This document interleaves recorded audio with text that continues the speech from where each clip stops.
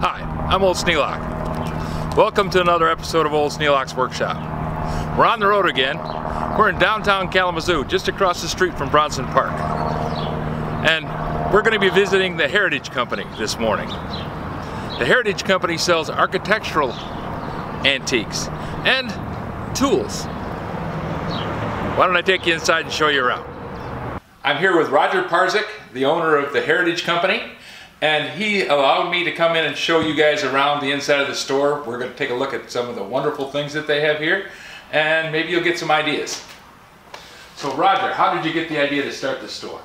Had been involved in, I actually grew up in the Detroit area and then came to Kalamazoo to go to school, and then ended up leaving Kalamazoo, going to Washington, D.C., going to school, and then coming back. And while I was in Washington, there was a lot of preservation going on in Washington, D.C. And when I came back here, I joined the Preservation Commission and headed that up for like 20 years. And then started, there was a building downtown that we wanted to save and couldn't save it. And I ended up talking to someone who was involved in the demolition of the building. And he eventually became my partner in the Heritage Company, Jeff Weissman. And so we started the company part-time. I was working as a physician's assistant. That's how I was trained as a PA. And I worked at Upjohn and Bronson for a while as a physician's assistant. Oh. And was doing this stuff part-time.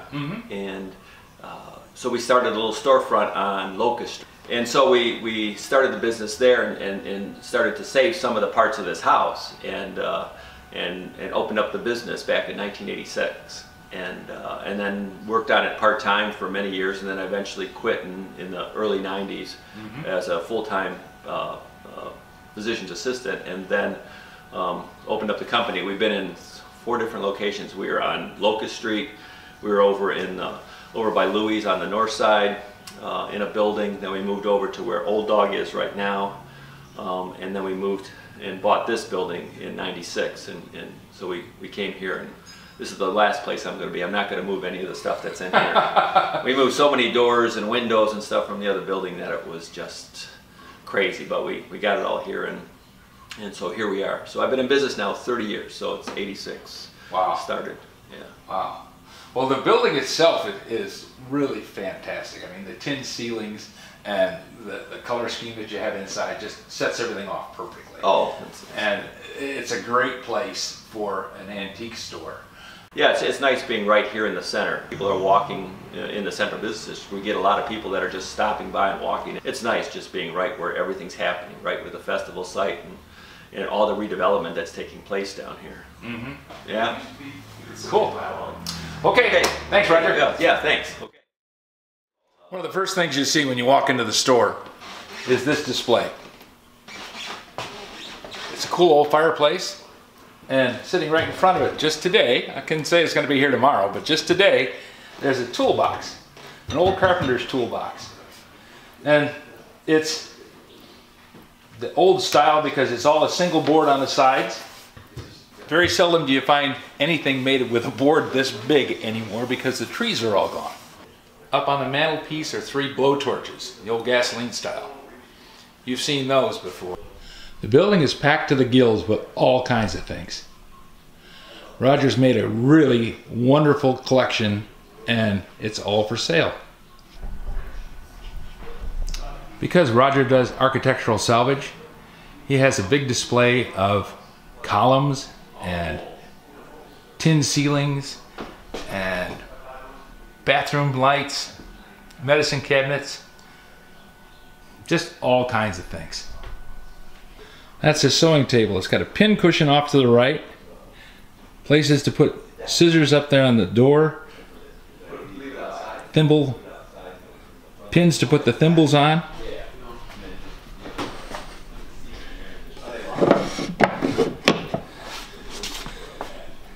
and a neat little drawer to put all your necessaries in. Silverware, knives, some new, some old, and a sewing machine. Now, one of the very popular things here are lights.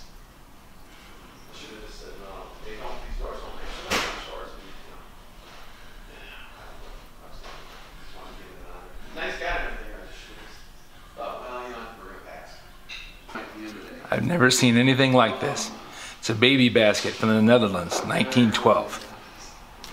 Put your baby inside, close the basket, and it had some kind of an opening here on the side with, I don't know what kind of plastic they had back in 1912, but you can see remnants of the clear plastic underneath these wooden strips. You could have your baby in the basket, safe and protected.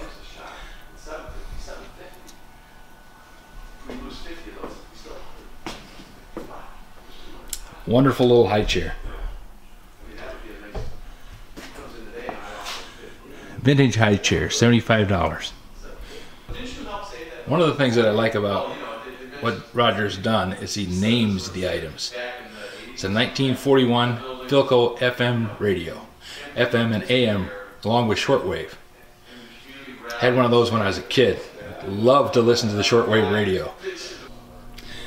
Do you know that if you buy one of the old toilets, it's a 2-gallon flush?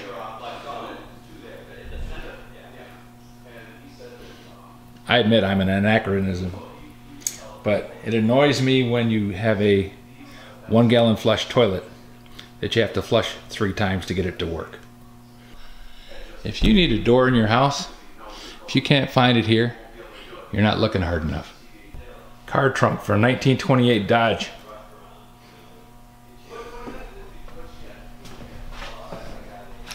These were built to withstand weather and time, and it looks like it's done great on both. Look at the size of that water seal. When you go to Lowe's and they have 1 kitchen sink or maybe even 5 kitchen sinks, you go, wow, that's a lot of selection. Here, there's half a room of kitchen sinks and bathroom sinks and bar sinks. This is a metal-clad machinist tool cabinet. You don't find these. You find the wooden Gerstners, and you're always going to find the Harbor Freight genuine oak. This is the real deal. Where else can you find a giant steel cutting acetylene torch?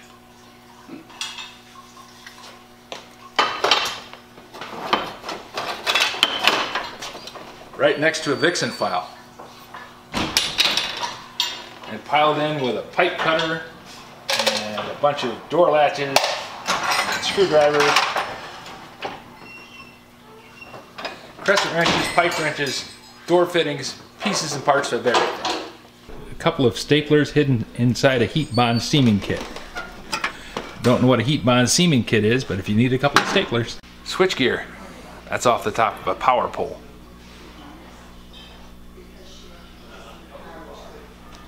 Burr grinder back there in the back.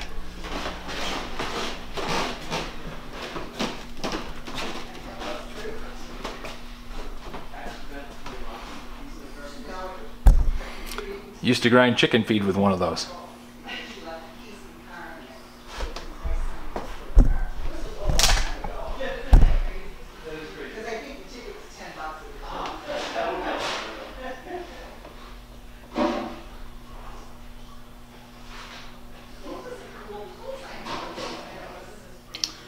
Floor tile. Could have used some of that when we had our house over in Union City. That black and white pattern right there, that was a perfect match for our bathroom. Claw-footed tubs, complete with the claw feet, and extra claw feet if you need them. This is a Stanley miter box, complete with a Stanley saw. I've seen a lot of boxes, but I've never seen the saw before. It even has a really good etch on the side of it. These big miter boxes, you absolutely have to have a big saw like this in order for them to even work.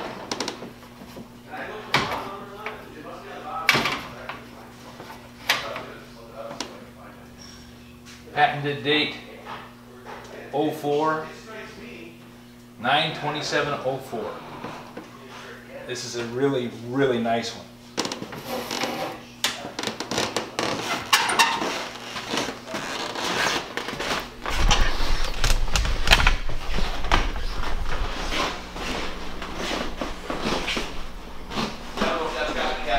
Converter?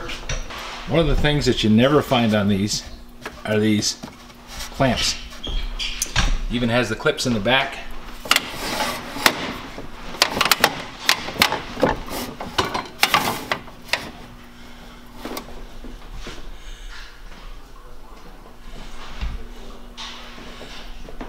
A really unique piece. Something that I have a lot of, but you might not. This is a Stanley saw from the, looks like something from the 60s.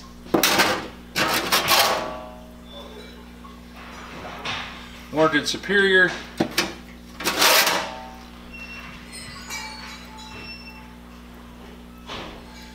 Diston. This is from the 60s also. It's a D23. This is a really, really premium saw.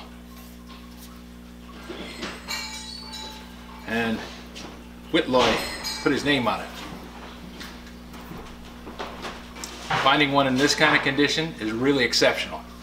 Usually they're all rusty from somebody leaving them sitting in the backyard.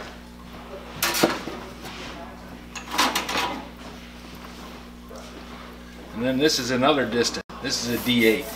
Their most famous brand of saw. 11-inch auto wrench. Kind of a big one. Usually they're 9-inch. And a little tiny soldering iron. Probably used for radio work. Small pipe vise. Good for up to about 2-inch. This is a Dunlap.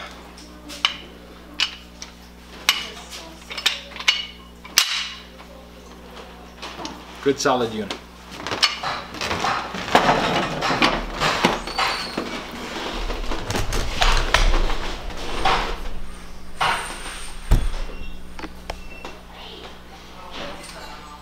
Great big old wooden joiner plane.